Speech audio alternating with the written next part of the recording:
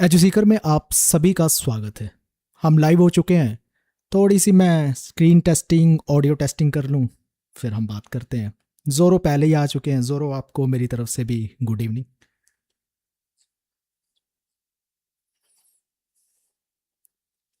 चलो, मेरी तो टेस्टिंग होगी है कंप्लीट, सब कुछ ठीक चल रहा है। बाकी हम वेट करते हैं और लोगों की कुछ टाइम तक जुड़ जाएं, और फिर हम अपने इस सीरीज़ को कंटिन्यू रखेंगे।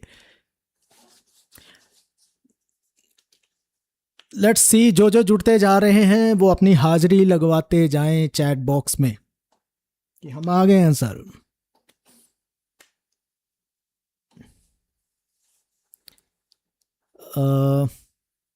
कभी कभी ऐसे होता है कि मुझे दिख ही नहीं रहे होते आपके मैसेजेस, आप लिख रहे होते हो, तो मल्टीपल सोर्स से चेक कर लेते हैं।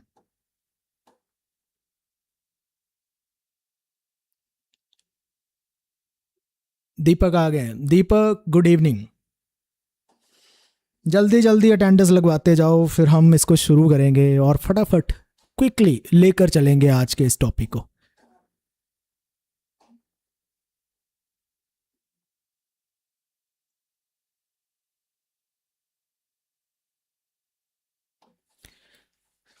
एनीवे, बाकी बच्चे आते रहेंगे, हम अपने टॉपिक की ओर बढ़ते हैं। हम कवर करने जा रहे हैं एक ऐसी सीरीज जिसमें हमने टॉप 50 टॉपिक्स को जो है छांट लिया है, निचोड़ लिया है। किस बेसिस पे हमने किया है? लास्ट 17 पेपर का एनालिसिस किया है, और ये एनालिसिस रहा है। अभी फ़िलहाल पॉलिटिकल थ्योरी के टॉपिक कवर हो रहे हैं, और उसके हिसाब से जो विनिंग टॉपिक है, जो हाई वेटेज है, मतलब बार बार रिपीट होते रहते हैं, तो हमने वो देखा है, वो पैटर्न देखा है, उस टॉपिक्स को उठाए हैं और उसको हमने कवर करना शुरू कर दिया आपके लिए। और इसी तरह से फिर हमने क्या किया है, इसके बेसिस पे टॉप 50 टॉपिक्स निकाल लिए जब हमने सारे यूनिट का एनालिसिस किया है। तो इसमें से अगर हम ध्यान से देखें, ये 50 टॉपिक्स को हमने कवर करना है। लिबरलिज्म हमने कवर कर लिया है, आज हमने फेमिनिज्म के टॉपिक को कवर करना है। चलिए अब फेमिनिज्म को शुरू करते हैं। आज आप जो भी है बहुत कुछ सीख कर जाओगे फेमिनिज्म के बारे में, क्योंकि हमने वो चीज़ें छांट कर आपके लिए रखी है जो एनटीए बार बार पूछता है, जिस पर उसका ध्यान जाता है। इसमें इंटरमीडिएट, इजी, डिफ़िकल्ट क्वेश्चन सारे होंगे।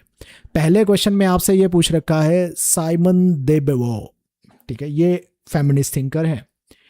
इनका क्लेम है, one is not born but rather become a women. ये इनका फेमस कोट है। लेकिन आपको ये कोट के बारे में नहीं पूछा, आपको ये पूछा गया है कि वो जेंडर को कैसे देखते हैं।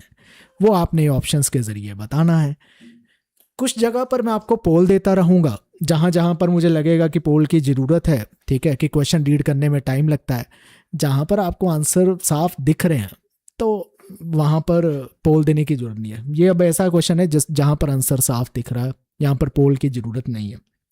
फिलहाल बहुत सारे लोग सही आंसर बताने की कोशिश ही कर रहे हैं। 1 पर सबका ध्यान जा रहा है। 1 इज़ द राइट आंसर। बिल्कुल आप ठीक है, सही जवाब दिया है। लेकिन इस चीज़ को हम थोड़ा समझ भी लेते हैं कि इसके मायने क्या है, इसका मतलब क्या है। साइमन द वेवर अपने इसी कोट के लिए फेमस तो हो जाते हैं कि one is not born but rather becomes a woman. इसका मतलब क्या होता है? सेकंड सेक्स उनकी एक मेजर और फेमस राइटिंग है, क्लासिकल फेमिनिस्ट टेक्स्ट है, जिसके बेसिस पे उन्होंने अपने इस कोट में यही आर्ग्यू करने की कोशिश की है कि जेंडर कभी बायोलॉजिकल फिक्स नहीं होता है। मतलब कहते हैं ये कोई नेचुरली नहीं है कि औरतें नेचुरली पैदा हो रही है या मर्द लोग नेचुरली पैदा हो रहे हैं। कहते ये कुछ ना सोशली कंस्ट्रक्टेड एक्ट, रिपीटेटिवली ऐसी चीज़ें समाज में उठना बैठना करना सिखाया जाता है, जहाँ पर आपकी आइडेंटिटी को जेंडर्ड कर दिया जाता है। तो ये सेक्स को बायोलॉजिकल ट्रेट्स जो पाए जाते हैं उससे, और जेंडर सोशली जो रोल समाज आपसे एक्सपेक्ट करता है, जैसे लड़के रोते नहीं हैं, ठीक है, लड़कियां ज़्यादा खिलकर नहीं हंस सकती है, शर्म के मारे मतलब शर्मा कर रहेंगी, ठीक है, और शर्म का ज्ञान, ऐसी चीज़ें सिखाई जाती है। ये अब ये भी सोशली कंस्ट्रक्टेड है। लंबे बाल लड़कियां रखती है, लड़के छोटे रखते हैं, जबकि लड़के भी लंबे बाल रख सकते हो, लड़कियां छोटी भी रख सकते हो, उससे कुछ चेंज नहीं हो जाता। लेकिन समाज कहता है चेंज हो जाता है। तूने क्या लड़कियों की तरह बाल बढ़ा रखे, तूने क्या लड़कियों की तरह नाखून बढ़ा रखे हैं, ठीक है। तो ये चीज़ें कह कर क्या किया जा रहा है? कहते हैं जेंडर कंस्ट्रक्ट किया जा रहा है, जेंडर पैदा किया जा रहा है, जेंडर ना प्रोड्यूस किया जा रहा है, मैन्युफैक्चर किया जा रहा है। तो बनाया जा रहा है आपको कि औरत के रोल ये है, मर्द के रोल ये है, ये सब कुछ किया जा रहा है। ये साइमन द बेवर का जो है बेसिकली आइडिया था, काफ़ी फेमस गया। लेकिन इसमें जो जानने वाली एक्स्ट्रा बात है, एक्स्ट्रा बात भी सुनकर जाओ।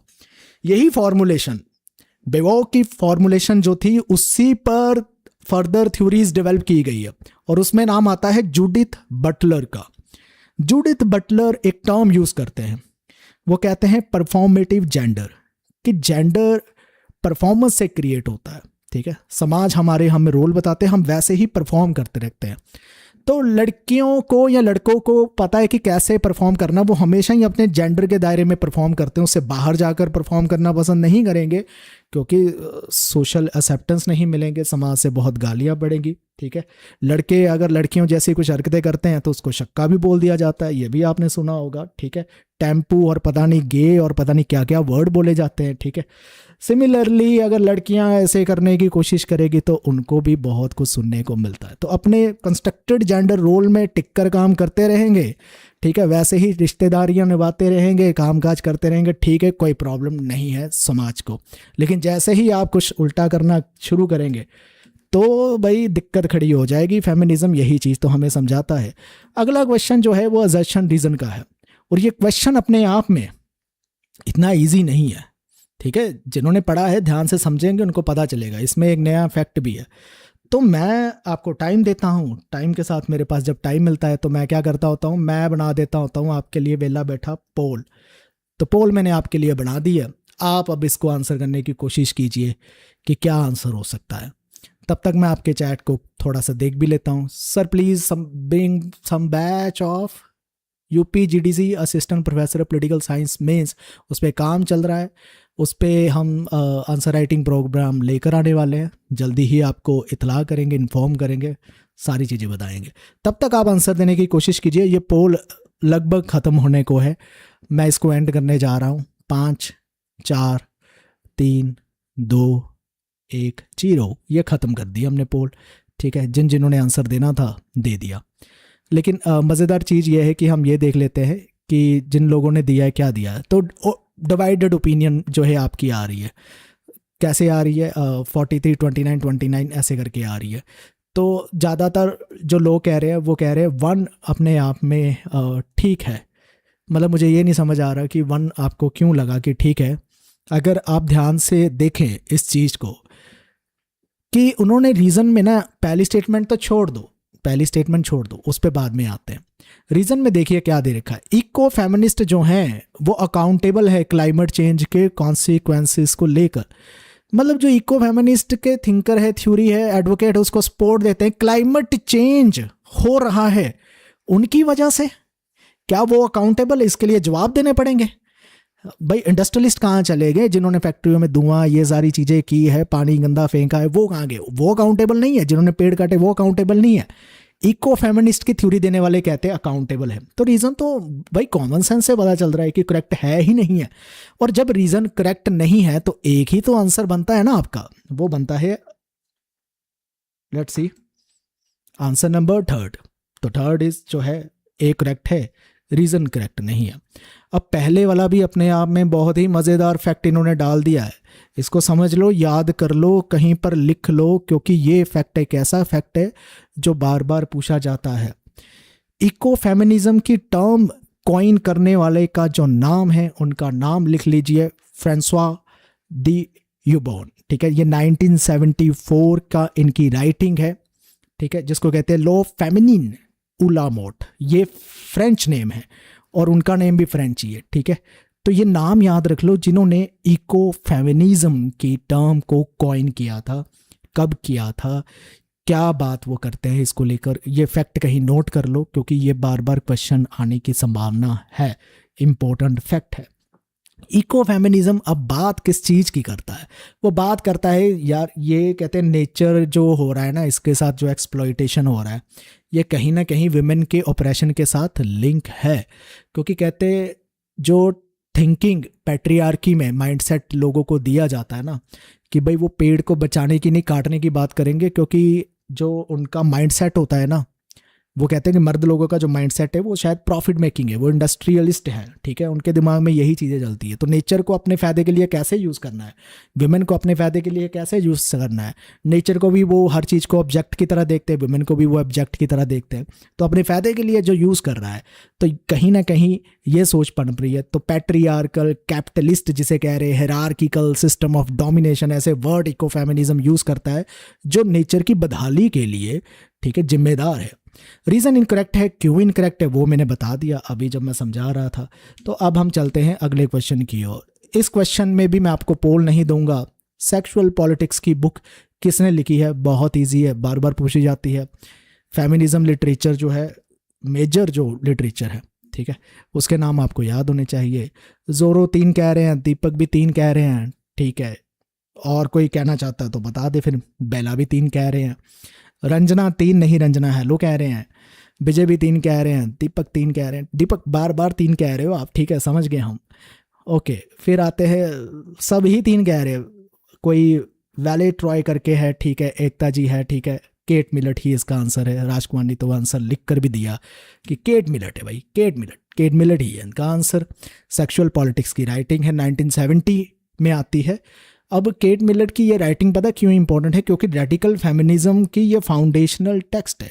आपको पता है फेमिनिज्म के भी टाइप्स हम पढ़ते हैं, उनमें से एक टाइप आती है रेडिकल फेमिनिज्म की। तो केट मिलट का ये जो टेक्स्ट है, ये जो राइटिंग है, ये अपने आप में एक फाउंडेशनल टेक्स्ट बनता है।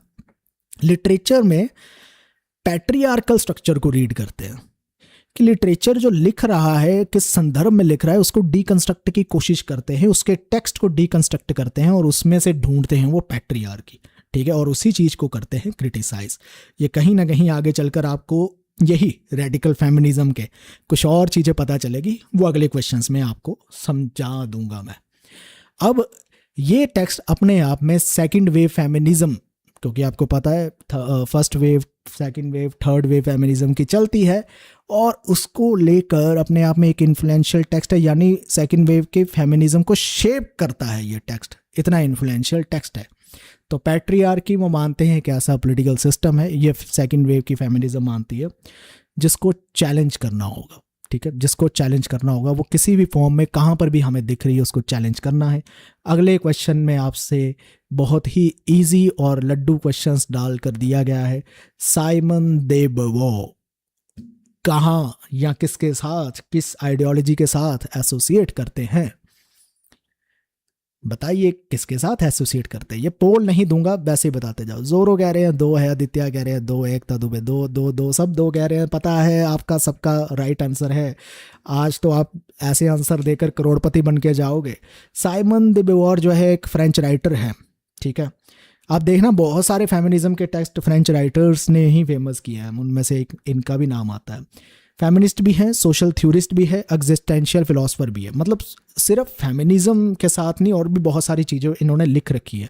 तो वो भी जिन जिन चीज़ों को, जो एरिया इन्होंने कवर किया एस्पेक्ट को, वो नाम भी याद रख लेना। एग्जिस्टेंशियल फिलोसफर भी हैं, ठीक है, ये भी याद रख लेना आप। और अपने सेकंड सेक्स जो इनकी फेमस बुक है उसके लिए जाने जाते हैं।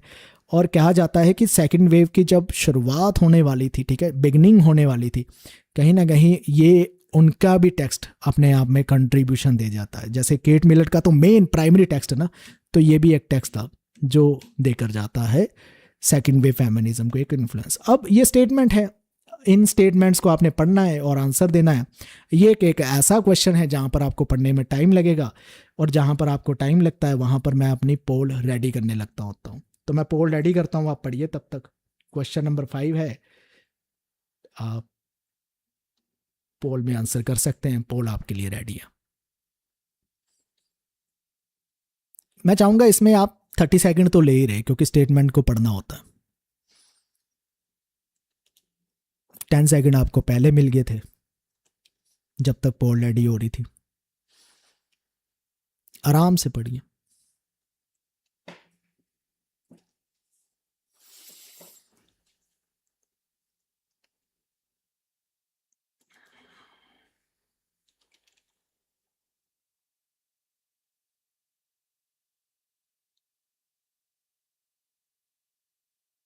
मैं सच में बताऊं, ये क्वेश्चन अपने आप ही सॉल्व हो जा रहा है। एक चीज़ देखी है जिसमें बहुत बड़ी गलती की है, वो गलत स्टेटमेंट मिल गई तो एलिमिनेशन से सॉल्व हो रहा है, ठीक है। अब पता नहीं आपका वो स्टेटमेंट की तरफ ध्यान जा रहा है जो एलिमिनेट हो रही है, बाकी तो आंसर अपने आप निकल रहा है। स्पिरिचुअल जी, रंजना जी, मैंने पोल दे रखी है, पोल पे आंसर कीजिए, ना कि पोल खोलिए आंसर की, ठीक है। ओके, मैं पोल को अब करने जा रहा हूँ बंद। और वैसे भी पता नहीं आपको शायद पोल नहीं दिख रही है, बहुत सारे लोग पोल में आंसर ही नहीं दे रहे हैं। तो मेजोरिटी 69% ने वन ढूंढ लिया है, क्योंकि जेएस मिल वुमेन के राइट्स को अपोज करते थे। डी एक ऐसी स्टेटमेंट है जो साफ साफ दिख रही है, डी को आपने एलिमिनेट करेंगे, दूसरा गया, तीसरा गया, चौथा गया, 3 ऑप्शन चलेगी, बची फर्स्ट ए बी सी, अपने आप ही ठीक हो जाती है। तो मैं यहीं से थोड़ा सा समझा देता हूँ आपको कि क्या माजरा है, ठीक है। रेडिकल फेमिनिज्म जो है जेंडर ऑपरेशन की बात करते हैं कि उसको बदलना चाहिए, यस कहते हैं। मार्क्सिज्म एक ऐसी आइडियोलॉजी है जो कहता है कि डोमिनेंट क्लास के लिए आइडियोलॉजी अपने आप में एक इंस्ट्रूमेंट है, सो डैट वो अपने रूल को लेजिटिमाइज कर सके। तो मार्क्सिज्म यस आइडियोलॉजी को ऐसे ही देखता है कि कैपिटलिस्ट क्लास, ठीक है, आइडियोलॉजी को अपने फ़ायदे के लिए यूज़ करती है। फासिज्म ये कहता है कि लोगों को अपने लीडर को फॉलो करना चाहिए, यस वो कहता है। जेएस मिल वुमेन के राइट को अपोज करता है, गलत बात है, नहीं करते हैं जेएस मिल अपोज।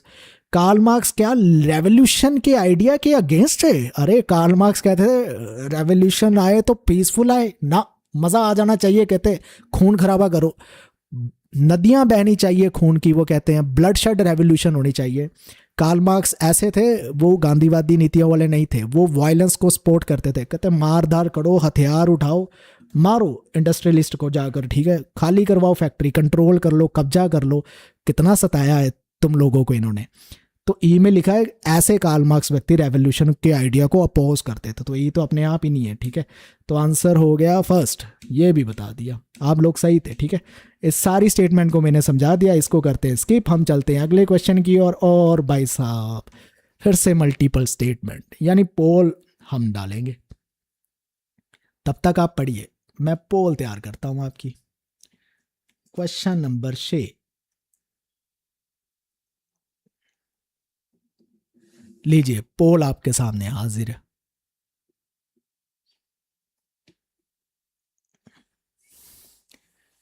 ये अपने आप में एक अच्छा क्वेश्चन है इन ए वे कि हमें ना यहाँ पर बहुत सारे ना 5 स्टेटमेंट में नए नए फैक्ट सीखने को मिल जाएंगे। 5 फैक्ट एक क्वेश्चन में, 5 चीजें। पोल में आंसर कीजिए।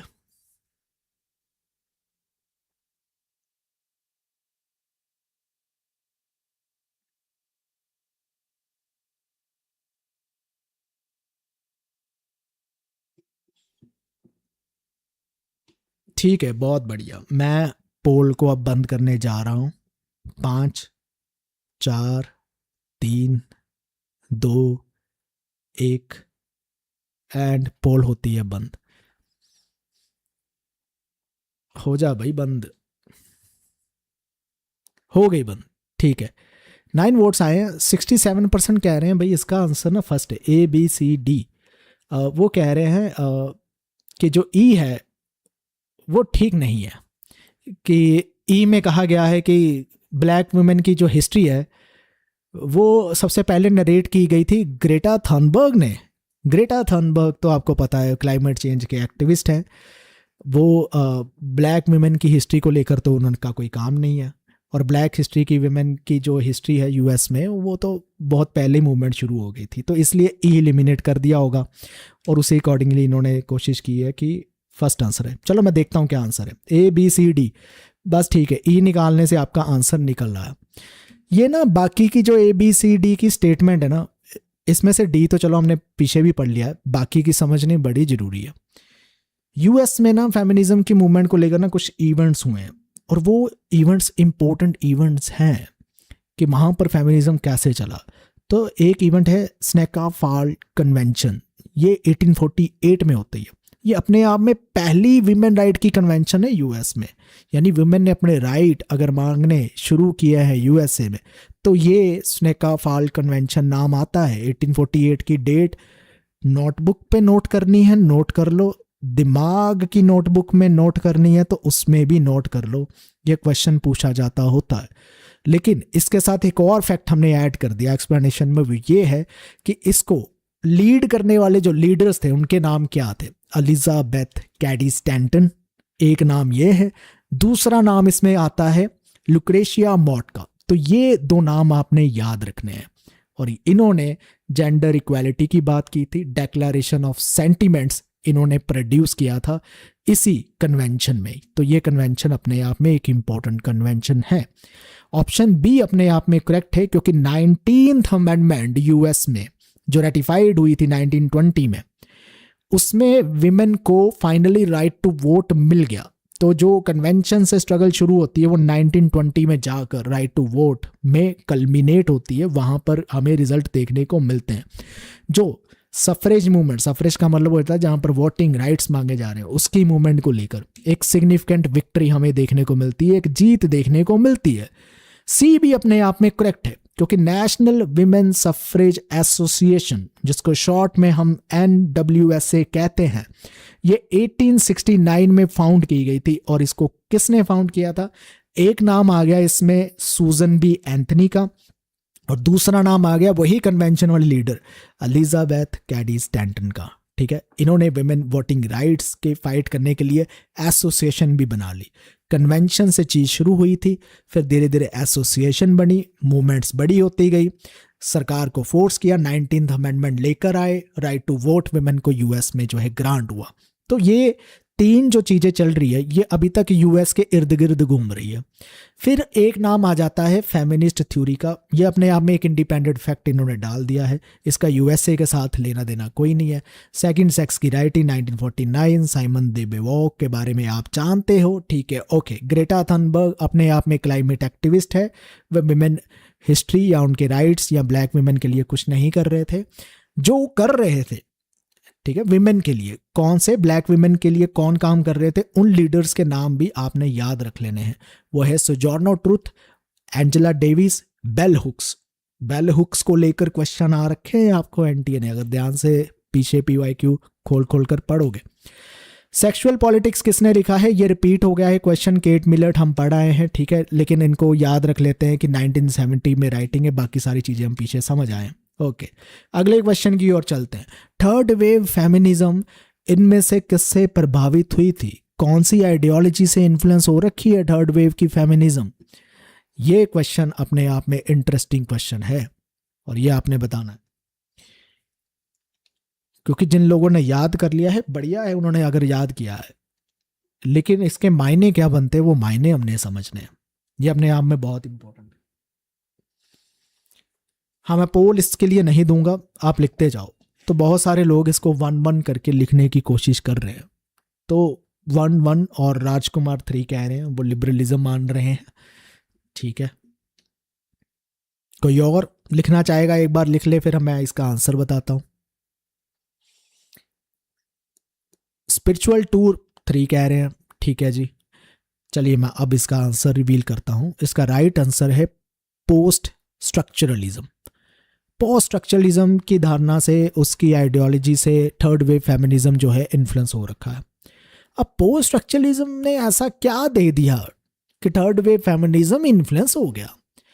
पोस्ट स्ट्रक्चरलिज्म ये कह रहा है कि देखो, लैंग्वेज से आइडियाज शेप हो रहे हैं, ठीक है, जेंडर आइडेंटिटी, पावर स्ट्रक्चर, इन सभी चीज़ों के जो मीनिंग है वो फिक्स्ड नहीं है, फ्लूइडिटी है इसमें, ठीक है।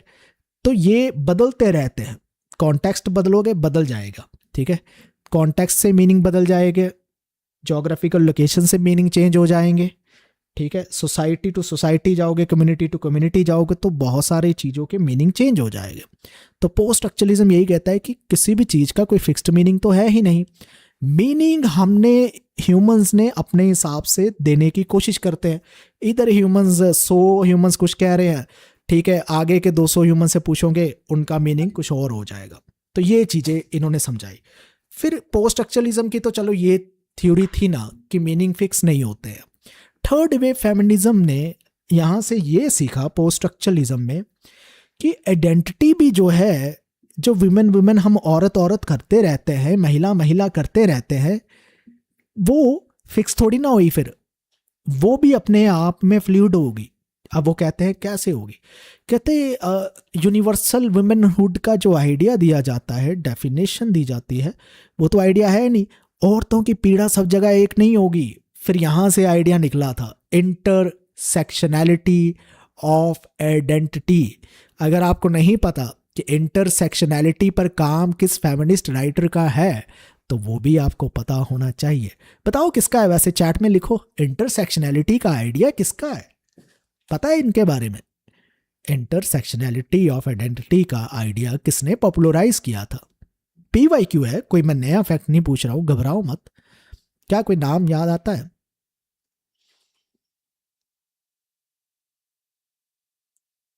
नहीं आ रहा याद? अरे नो ही लिख दो कि नहीं आ रहा याद।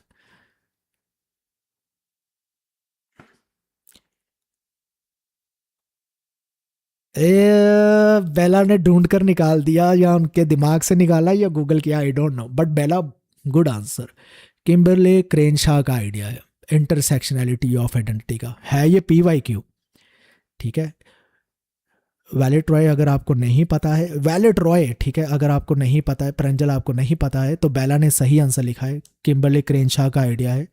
और नेट के एग्जाम में ये क्वेश्चन पूछ रखा है, इंटरसेक्शनैलिटी ऑफ आइडेंटिटी। ओके, भूलना मत, मैं समझाता हूँ इंटरसेक्शनैलिटी ऑफ आइडेंटिटी क्या है। आगे चलकर आई थिंक इसका कोई क्वेश्चन आने वाला है, फिर वहाँ पर मैं जाकर ये भी समझा दूंगा कि वो क्या कहना चाहते हैं। अभी के लिए आपसे ये पूछा गया है अगले क्वेश्चन में कि इनमें से फेमिनिस्ट थ्योरी के साथ कौन सा थिंकर एसोसिएट नहीं करता है। अब जिनको फेमिनिस्ट थिंकर यहाँ पर दिख रहे मोटे मोटे, वो तो आंसर कर देंगे और उनको पता चल जाएगा कौन सा थिंकर नहीं दिख रहा।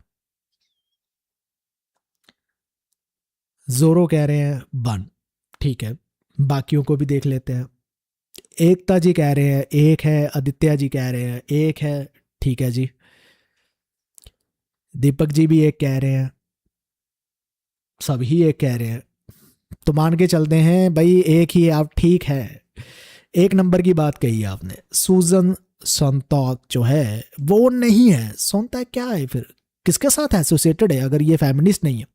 ऐसे लिखते हैं, कल्चरल क्रिटिक लिखते हैं, राइटर है, लेकिन फेमिनिस्ट पर्सपेक्टिव से फोकस नहीं है चीज़ों पर इनका। ओके जी, फिर बाकी के नाम, कैरोल पेटमैन, मार्था नस्बम, जूडिथ बटलर, ये सभी सिग्निफिकेंट और मोस्ट इंपॉर्टेंट फेमिनिस्ट थिंकर है, जिनकी बुक्स के नाम, जिनके कॉन्सेप्ट्स के नाम, और जिनका कोई अगर कोई फेमस कोट है, कोई टर्म कॉइन की है, तो वो आपको पता होने चाहिए।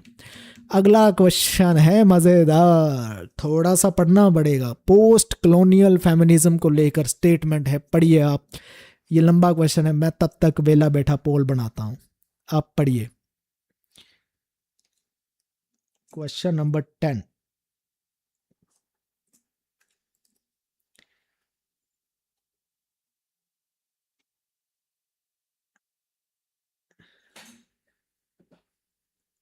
चलिए पोल भी है आपके लिए रेडी, पोल पे आंसर देने की कोशिश कीजिए।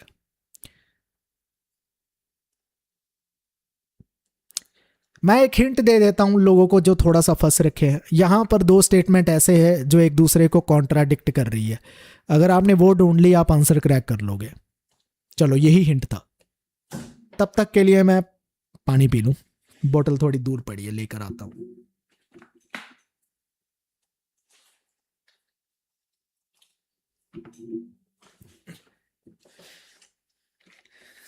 दो स्टेटमेंट है कॉन्ट्राडिक्ट कर रही है, सोचिए कौन सी है।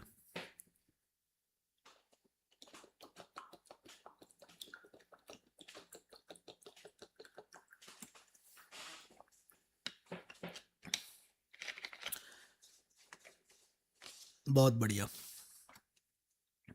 लग रहा है, या तो आप क्रैक कर लोगे या तो डिवाइडेड ओपिनियन आएगी आप लोगों की। लेट्स सी, पोल मैं करने जा रहा हूँ अब एंड, इनफ टाइम, ठीक है।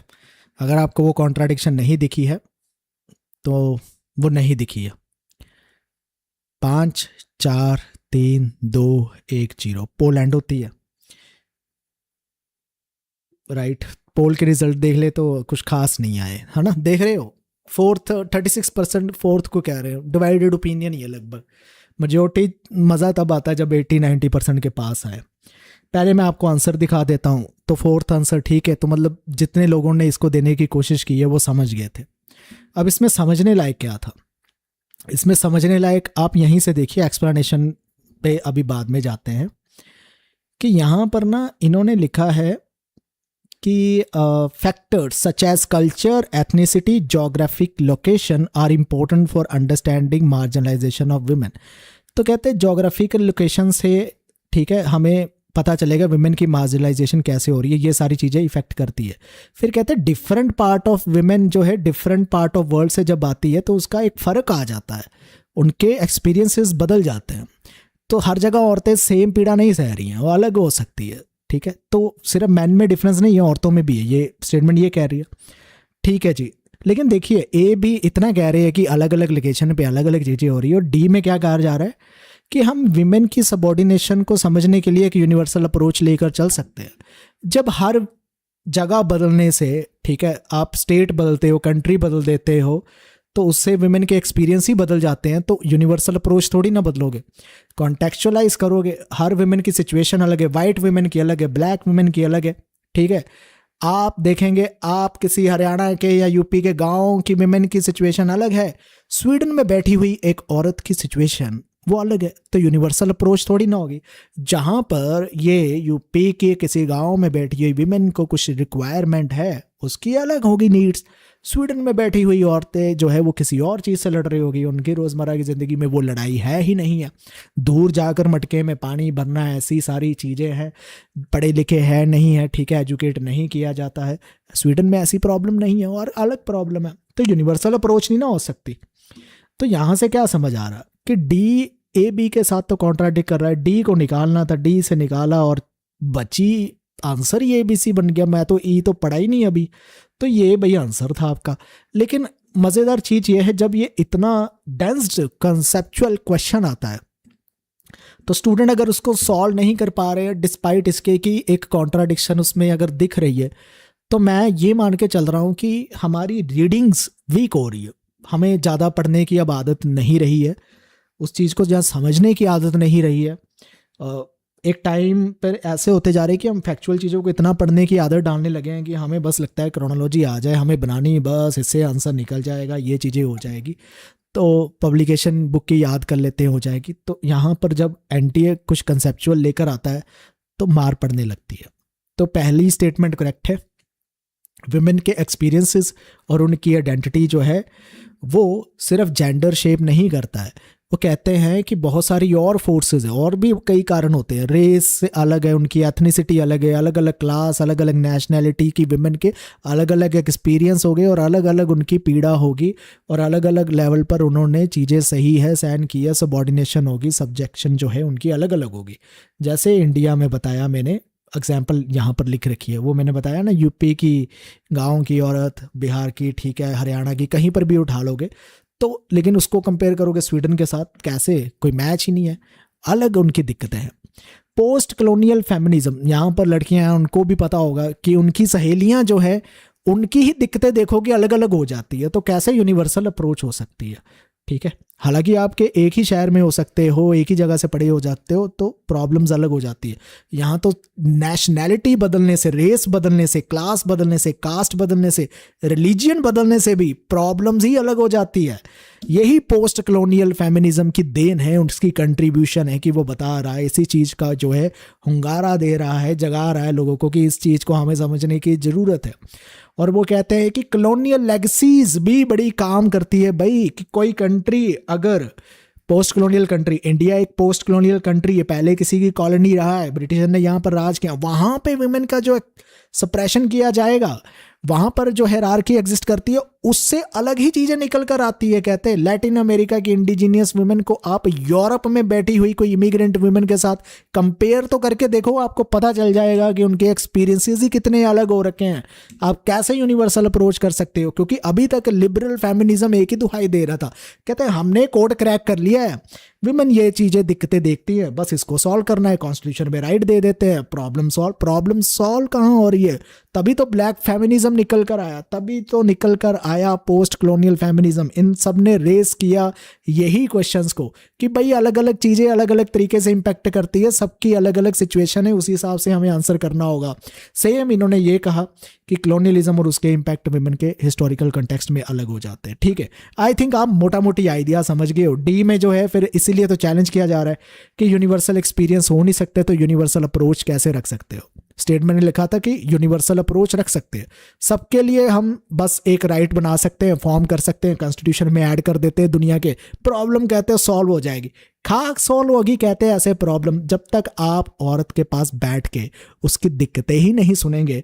आप ऐसी रूम में लिबरल फेमिनिस्ट जो है लिख रहे हैं किताबें भर भर के, औरतें ये फेस कर रही है, बैठो किसी नीची जात वाली औरत के साथ, उसको पता चलेगा कि आपको क्या दिक्कतें आ रही है।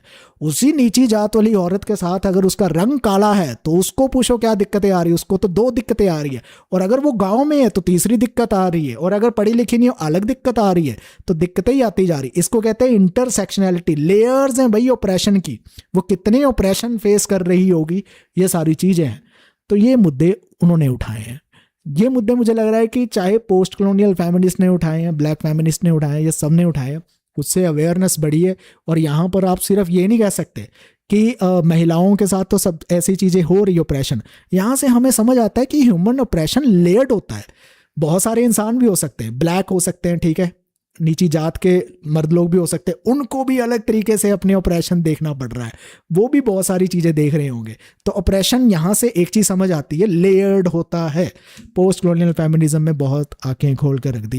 ई भी अपने आप में इनकरेक्ट स्टेटमेंट है, क्योंकि पोस्ट कॉलोनियल फेमिनिज्म अपने आप में एक डिस्टिंक्ट फीचर जरूर है, लेकिन ये नहीं कह सकते हैं कि it is not inherently exclusive और डिस्कनेक्टेड फ्रॉम फेमिनिज्म। ये चीज़ समझने वाली है कि ये फेमिनिज्म का एक हिस्सा है, फेमिनिज्म से अलग नहीं है। ई स्टेटमेंट में कह रखा था ये बिल्कुल ही हटके है जी, इन्होंने तो कोई नया ही रूट पकड़ लिया है, ये कुछ और ही बातें करने लगे हैं। नहीं, ये कुछ और बातें नहीं कर रहे हैं। अरे फेमिनिज्म की थ्योरी को और एक्सपैंड करने में मदद कर रहे हैं कि कुछ चीज़ें रह गई थी, थोड़ा हम भी ऐड ऑन कर देते हैं। जिसे आप जब PhD करोगे उसे कहते हैं ना गैप, लिटरेचर गैप, आपने गैप फाइंड आउट करना होता है। तो पोस्ट कॉलोनियल फेमिनिज्म ने फाइंड कर लिया, उन्होंने फिल करना शुरू कर दिया। ठीक है, अभी के लिए ये सारी चीज़ें अगर आपको पसंद आ रही है, मुझसे पढ़ना पसंद आ रहा है ये सारी चीज़ें, तो कंप्लीट स्ट्रक्चर्ड कोर्स भी आप हमारा एनरोल कर सकते हो, जिसमें आपको ये सारी चीज़ें मिलेगी। ठीक है, जो मैं अभी नहीं बता रहा हूँ, क्योंकि मैं बार बार कितनी बार बताता रहूँगा। पिछले जिन्होंने लेक्चर्स दे रखे हैं तो उनको पता ही होगा कि हम क्या क्या कोर्स में प्रोवाइड करवा रहे हैं।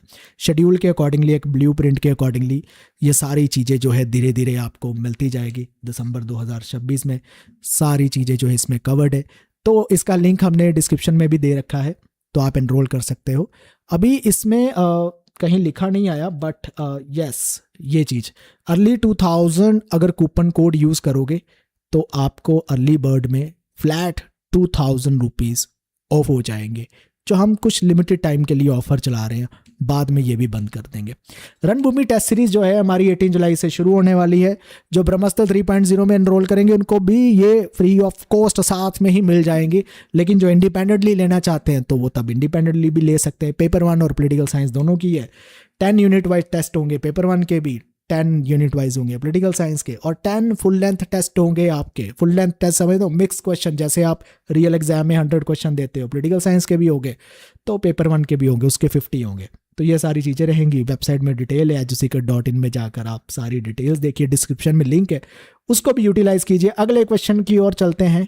और सॉरी, अगला क्वेश्चन जो है मैंने आंसर पहले ही दिखा दिया, तो ये तो खराब हो गया आपका क्वेश्चन कि इनमें से कौन है जो यूनिवर्सल सिस्टरहुड को रिजेक्ट करता है। ब्लैक फेमिनिस्ट करता है, वैसे पीछे हम पढ़ आए थे। लिबरल फेमिनिस्ट नहीं करता है, रेडिकल फेमिनिस्ट नहीं करता है, मार्क्सिस्ट फेमिनिस्ट नहीं करता। मैंने बताया यूनिवर्सल सिस्टरहुड को जो करने वाले हैं, एक तो हो गया पोस्ट कॉलोनियल फेमिनिज्म नहीं करता है, और पोस्ट कॉलोनियल फेमिनिज्म के साथ साथ ब्लैक फेमिनिस्ट भी जो है वो भी यूनिवर्सल सिस्टरहुड के आइडिया को, क्लेम को रिजेक्ट करते हैं। ये आप याद रख लेना, ठीक है। इंटरसेक्शनैलिटी की ब्लैक फेमिनिस्ट बात करता है, जो ओरिजिनली किसका आइडिया था आपको बताया है बेला जी ने हमारे चैट में, किम्बरली क्रेनशॉ का। ये भी नाम आप याद रख लेना। इसको मैं एक्सप्लेन नहीं करूंगा कि वो यूनिवर्सल सिस्टरहुड का आइडिया क्यों नहीं मानते, वो पीछे मैंने आपको समझा दिया, ठीक है। लेकिन ये जो कुछ ब्लैक फेमिनिस्ट थ्योरीज थे उनके नाम जरूर याद रखो।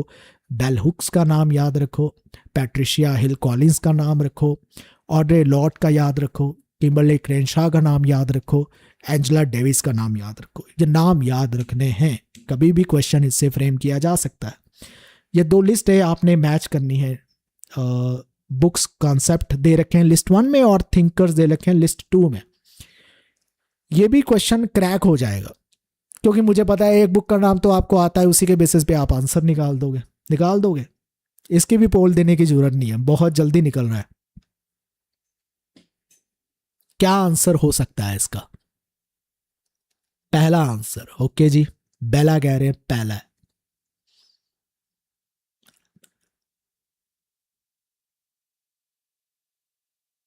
बेला ने आंसर दिया पहला। क्या राइम बन रही है बेला आपके आंसर के साथ? बेला और पहला, पहला आंसर हो गया, ठीक है जी। ऑलरेडी मैच्ड है जी, ऑलरेडी मैच्ड है। अच्छा, ये थिंकर जो है ऑलरेडी मैच करके यहां पर लिखे हुए हैं, ओके, गुड कैच। तो ये मैच ही करके दे दिया इन्होंने। एथिक्स ऑफ केयर सीधा लिख दिया है, सेक्सुअल मिलेट वो लिख दिया है, ये तो ऑलरेडी मैच करके दे दिया है। तो यहाँ पर भी हमसे ही एक मिस्टेक हुई है, बट कोई नहीं, सीखने को हम सीखेंगे। एथिक्स ऑफ केयर जो है अपने आप में एक बहुत ही इंपॉर्टेंट आइडिया है कैरल गिलिगन का, इन ए वे कि यहाँ पर एथिक्स ऑफ केयर को ना क्वेश्चन बनते रहते हैं। तो एक तो इनका नाम नहीं याद रख भूलना आपने, कैरल गिलिगन। डिफरेंट वॉइस, इनकी राइटिंग नहीं भूलनी है, 1982 में आती है, जिसमें वो एथिक्स की अप्रोचेस की बात करती है और एक एथिक्स ऑफ केयर के कॉन्सेप्ट को इसमें समझाते हैं हमें। एथिक्स ऑफ केयर में ना ये ना एक व्यू पॉइंट लेकर आते हैं, कहते हैं एक चीज़ समझने की ज़रूरत है। एथिक्स ऑफ केयर का आइडिया समझ लो मुझसे क्या है। कहते जो मैन है ना वो जस्टिस के प्रिंसिपल्स को ना मैनली वे में ही देखते हैं। उनको ये समझ नहीं आती है कि हर बार रूल बुक से अकॉर्डिंग नहीं चलना होता है, किसी की सिचुएशन को देखते हुए भी चलना होता है। जैसे एक स्टूडेंट लेट आया, जो एब्सेंट था क्लास में, तो अगले दिन उसको डांट नहीं लगा देनी है कि तू क्यों एब्सेंट था, ये लेट आने पे डांट नहीं लगा देनी है। एथिक्स ऑफ केयर ये कहेगा कि ठीक है वो एब्सेंट था, लेकिन आप पूछो कि किस रीज़न की वजह से था। तो अगर पता चला कि वो बीमार पड़ गया था, पेरेंट्स ठीक नहीं थे, कोई आपदा आ गई थी, कोई इमरजेंसी थी, एथिक्स ऑफ केयर यही कहते हैं। हमेशा जस्टिस को डिलीवर जो की जाती है वो रूल बुक के अकॉर्डिंग नहीं की जाएगी, केयर के अकॉर्डिंग की जाएगी। और यही एथिक्स ऑफ केयर है कि आपके केयर में, दूसरों की केयर करने में एथिक्स दिखने चाहिए, जस्टिस डिलीवर करने में भी आपके अपने एथिक्स होने चाहिए। कैरल गिलिगन का ये एक आइडिया है। सेक्सुअल पॉलिटिक्स केट मिलट का है, ये पीछे हम डिस्कस कर रहे हैं। पावर ऑफ हॉरर, ये ना आइडिया एक ऐसा है जो हमें समझना है। ये जूलिया क्रिस्टीवा का आइडिया है। इन्होंने ना बहुत ही एक अच्छी बात कही है। वो कहते हैं कि एक चीज़ समझने वाली है कि कहते हैं हमें क्यों डर लगता है और कितना डिस्कस्ट फील करते हैं हम अपनी ही बॉडीज़ के कुछ चीज़ों से। जैसे कहते हैं हमारे बॉडी के अगर कुछ वेस्ट हैं, ठीक है, पसीना हो गया और चीज़ें होगी, हमारी ह्यूमन एक्सीटा हो गया, ठीक है, जिसको आप हिंदी में पोटी कहते हो। और हम जब मरते हैं, डिके होते हैं, चीज़ें ख़राब होती है, सड़न आती है बॉडी में, ठीक है, और जो लाशें होती है उनको देखकर हम घबराते हैं, उल्टियाँ करते हैं, ठीक है, ये सारी चीज़ें। इवन मैटरनल बॉडीज़ जो होती है, मतलब बाय बर्थ जब चीज़ें जो है बॉडी से निकलती है, वो सारी चीज़ें जब औरत की बॉडी से, उसको लेकर घृणा होती है लोगों में, ये सारी चीज़ें, ये डिस्कस्ड। कहते ये है पावर्स ऑफ हॉरर। हमने इस चीज़ को ऐसे क्यों देख रखा है? कहाँ पर हम डिवाइड लाइन क्रिएट करेंगे कि बॉडी की ये चीज़ अच्छी है, ये चीज़ अच्छी नहीं है? तो कहाँ पर हम क्रिएट करेंगे? पूरी टोटलिटी में चीज़ें हमें एक्सेप्टेबल क्यों नहीं हुई है अपनी ही बॉडीज़ को लेकर? तो सिमिलरली पीरियड ब्लड ये सारी चीज़ों को लेकर पावर्स ऑफ हॉरर की तरह देखा जाता है, और जूलिया क्रिस्टीवा ने इसी आइडिया को, फ्रेंच फेमिनिस्ट है, पोर्ट्रे किया था, उसके बारे में बात की थी। अब आते हैं इसमें अरिक्चर, प्रोनाउंसिएशन डिफ़िकल्ट होगी क्योंकि ये एक फ्रेंच नेम है। फेमिनिन तो मुझे पता है, वो तो ऐसे ही बोला जाएगा। एक बार इनको देख लेना कि ई साइलेंट है क्रीचर है या ई आता है क्रीचर आता है। तो ये भी एक फ्रेंच फेमिनिस्ट है, ठीक है, एक थ्योरिस्ट है। इनका जो वर्क है वो है लाफ ऑफ मेडुसा। तो इन्होंने एक ये कॉन्सेप्ट डेवलप किया है, यानी ये कॉन्सेप्ट डेवलप किया है एक फ्रेंच, ये कॉन्सेप्ट का नाम है अरिक्चर फेमिनिन, और जो थ्योरिस्ट है, ठीक है, उनका नाम है हेलेन ही है, सॉरी, एच इनमें साइलेंट होता है, एलेने सिकॉस जो है इनका वो नाम है, और इनकी जो राइटिंग है वो है लाफ ऑफ मेडुसा, 1975 में आती है, जिसमें वो मेल डोमिनेटेड लैंग्वेज और लिटरेचर को चैलेंज करते हैं। तो ये जब मैच द फॉलोइंग में मैं कहता होता हूँ चीज़ें पढ़ा करो कि और ऑप्शन क्या थी, और ऑप्शन क्या थी, तो यही तो मौका आता है जानने का। कल को इसी से क्वेश्चन बन जाएगा, आपको हो सकता है ये रिक्चर फेमिनिन जो पूछा जाए कि ये कंसेप्ट किसने डेवलप किया, एक क्वेश्चन बन जाए नया कल को। तो यहाँ पर हमने छोड़नी नहीं होती है ऐसी चीज़ें। अगला क्वेश्चन है असर्शन रीजन को लेकर, और इसका आपने आंसर देना है। इसमें फिर एथिक्स ऑफ केयर की बात आ गई जो अभी हमने समझ के आए। Sir do you get today's PDF also और नॉट? इस पीडीएफ की सीरीज की एक कंपाइलेशन बनाएंगे, उसको फिर एक साथ ही अपलोड कर देंगे। बट देखता हूँ मैं क्या कर सकता हूँ, 10 लेक्चर जब हो जाएंगे तो तब एक कंपाइलेशन बनाकर आपको दे देंगे। डेली लेक्चर्स की पीडीएफ अभी हम नहीं बना रहे हैं, ठीक है। मैं पोल देने वाला हूँ तब तक। क्वेश्चन नंबर 13, 1, 2, 3 और 4 आप पोल में आंसर कर सकते हैं अगर आपको अपना आंसर मिल गया तो जल्दी करना। पोल लेट मिली है तो इसलिए पोल जल्दी बंद कर दी जाएगी।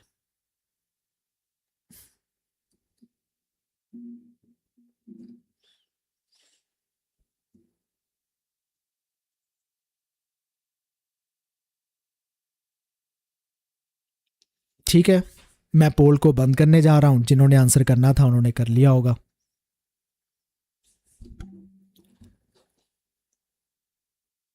ओके, मोस्टली कह रहे हैं कि सेकंड आंसर जो है अपने आप में ठीक आंसर है, 45% कह रहे हैं। बाकी तो एक तरह से देखा जाए डिवाइडेड ओपिनियन ही है, तो किसी ने भी सही आंसर नहीं दिया है।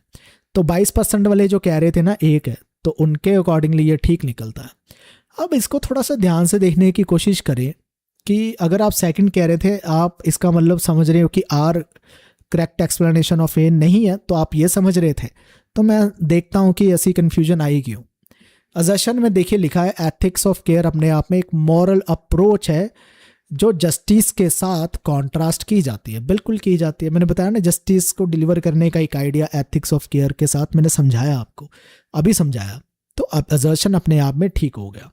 रीजन क्या है? रीजन में क्या रखा है कि man in general seem to employ their reason to justify prejudices. Reason में ये बता रखा है। तो आप ध्यान से देखेंगे एथिक्स ऑफ केयर की अप्रोच को लेकर ही रीजन आगे उसको एक्सपैंड ही कर रहा है, फर्दर एक्सप्लेन ही कर रहा है कि एथिक्स ऑफ केयर की अप्रोच क्या कहती है। वो जस्टिस के साथ कॉन्ट्रास्ट करती है, और क्योंकि वो ये चीजें कहती है कि मैन जो होते हैं वो जनरली अपने रीजन को एम्प्लॉय करते हैं जस्टिफाई करने के लिए प्रिजुडाइजेस जो लोगों के साथ होते हैं, तो वो कोई ना कोई रीजन दे देंगे कि उसके साथ ऐसा क्यों किया जा रहा है। तो ये तो अपने आप में फर्दर एक्सप्लेनेशन ही तो दी जा रही है। तो yes, R is a correct explanation of A, जो एथिक्स ऑफ केयर को ये बताता है कि क्यों जस्टिस के साथ चीजें रिलेट कॉन्ट्रास्ट करता है। तो ये सारी चीजें हो गई है। अब चलते हैं हम नेक्स्ट क्वेश्चन की ओर। नेक्स्ट क्वेश्चन में करेक्टली मैच्ड कौन सा है इनमें से, वो आपने बताना है। ये भी अपने आप में फैक्चुअल लेवल पर इंटरेस्टिंग क्वेश्चन है, क्योंकि इससे हमें मेन फेमिनिज्म की राइटिंग्स के बारे में ना जानने को मिल जाएगा इस क्वेश्चन के जरिए। तो चलिए, आप आंसर इसको सीधे ही चैट बॉक्स में दीजिए, मैं इसकी पोल नहीं बना रहा हूं। अगर आपने फिगर आउट कर लिया,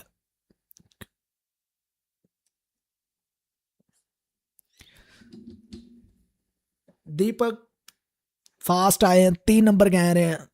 अंजलि, अंजलि मैंने पहली बार देखा है आपको, 3 नंबर कह रहे हैं। जोरो जो है वो भी कह रहे हैं 3 है। मुंचकिन ये भी 3 है। अंतिम भी 3 है। एकता भी 3 है। भाई सबने 3 कह दिया, तो मैं ये मान के चलता हूँ कि आपके फेमिनिज्म की जो मेजर राइटिंग्स हैं वो क्लियर है, वो क्लियर है, इससे पता चलता है। Good evening Anjali ji. Statement A अपने आप में करेक्टली मैच है, यस है भाई, तो क्या है ये समझिए। सेक्सुअल पॉलिटिक्स केट मिलर की 1970 की राइटिंग, ठीक है जी। स्टेटमेंट बी इनकरेक्टली मैच है। सेकंड सेक्स तो साइमन दे बेवॉक का आइडिया है, सुलामित फायरस्टोन का नहीं है, वो 1949 की राइटिंग है। स्टेटमेंट सी करेक्टली मैच है। फेमिनिन मिस्टीक जो है बैटी फ्रीडन की राइटिंग है, 1963 में आती है, ठीक है जी। स्टेटमेंट डी इनकरेक्टली मैच है क्योंकि डायलेक्टिक ऑफ सेक्स जो राइटिंग है वो शुलामित फायरस्टोन की है जो 1970 में आती है, निकोलसन की नहीं है। तो बस ये राइटिंग याद रख लेना, ये ऐसी राइटिंग है। इस ये ना टोटल फेमिनिज्म के टेक्स्ट अगर देखोगे ना 10-15 होते हैं, याद करके जाने हैं, बार बार क्वेश्चन आते हैं। ये लो फिर से आगे इसमें से होपफुली ये भी नहीं, ये पता नहीं क्या हो रहा है कि लिस्ट 1 और लिस्ट 2 तो मुझे लग रहा है मैच करके ही दी जा रही है क्या। ए के साथ 4 मैच कर रहा है, नंबर गलत दे रखे हैं। नहीं ये मैच नहीं थी, ये उल्टी बुल्टी है, लेकिन नंबर इनमें गलत दे रखे हैं, 1 2 3 4 का सीक्वेंस गलत दे रखा है। तो कोई बात नहीं, इसको ध्यान रखेंगे अगली बार ये गलतियां ना हो।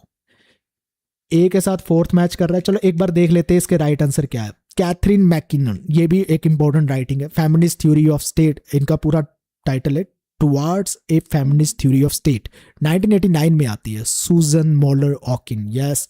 जस्टिस जेंडर एंड फैमिली 1989 में आती है। शुलामित फायरस्टोन की राइटिंग है डायलेक्टिक ऑफ सेक्स, पीछे भी पढ़ा है, 1970 में आती है। बेलुक्स की writing feminism is for everybody, ये 2000 में आती है। ब्लैक फेमिनिज्म के अप्रोच से चीज़ें लिखते हैं बेलुक्स, आपको पता होगा। तो हमारी वीडियो तो ख़त्म होती है, मुझे लगा और क्वेश्चन होंगे, इसी के साथ हमारा सेशन ख़त्म होता है।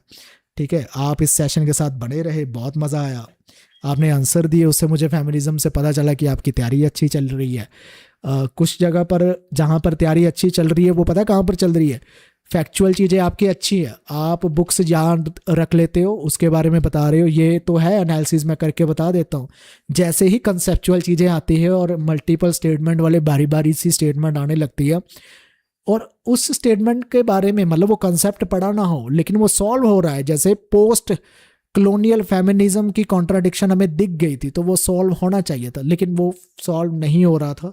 तो समझ लीजिए कि फेमिनिज्म को लेकर अगर थोड़ी बहुत स्टेटमेंट या कंसेप्चुअल क्वेश्चंस आने लगे तो वहाँ पर आप मात खा जाओगे। आपने मात नहीं खानी है, ठीक है। सेशन में बार बार आते रहना, ये कंटिन्यू करते रहेंगे सीरीज, बहुत सारी चीज़ें सीखेंगे। Will this cover the net question, ये नेट के क्वेश्चंस तो हम कवर कर रहे हैं, और कौन से हैं। बेला कह रहे हैं थैंक यू, वेलकम बेला। प्रंजल संध्या कह रहे हैं your voice is so soothing, thank you so much Pranjal. Hopefully आप इस सेशन को एंजॉय कर रहे हो। अंजलि कह रहे हैं कि मैंने rapid fire revision course paper 1 paper 2 के लिए परचेज किया and I appeared in UGC NET exam first time in December, qualified in the PhD category for the June attempt as well. I prepared using your videos and course, now I am just waiting for the result. Anjali आपको all the best result के लिए। हम सब अपने student का result wait कर रहे हैं, लेकिन रिजल्ट से भी पहले हम आंसर की का वेट कर रहे हैं। एनटीए थोड़ा से दया खाए, आंसर की रिलीज करे। By the way your reading trick is great, thank you ji, thank you. एक चीज़ है, वैसे आपके पढ़ाने का तरीका बढ़िया है, मुझे अब समझ आया है कि मैं जहाँ से आपके मैसेजेस पढ़ता हूँ वो मुझे ट्रांसलेट करता जा रहा है। शिवानी ने कहा था नेट के क्वेश्चन, अच्छा तो ठीक है, ओके जी। ये अपने आप पता नहीं क्यों ट्रांसलेट कर रहा है, ऑटो ट्रांसलेट हो रखा है, कोई भी नहीं। Thank you so much for this session, आते रहना, ठीक है। मज़ा आया आपके साथ पढ़कर पढ़ाकर, और बहुत सारी चीज़ें पता चली आपके बारे में कि कहाँ कहाँ पर फंस रहे हो, कहाँ कहाँ पर कर रहे हो। जब मुझे अपने स्टूडेंट की नब्ज़ पता चले जाती है ना, फिर मैं ध्यान रखता हूँ कि इनको कैसे गाइड करना है, किन किन चीज़ों पर बार बार इनको ध्यान दिलाना है। तो आते रहना, धन्यवाद, गुड नाइट, चैन की नींद सो जाइए, बाय।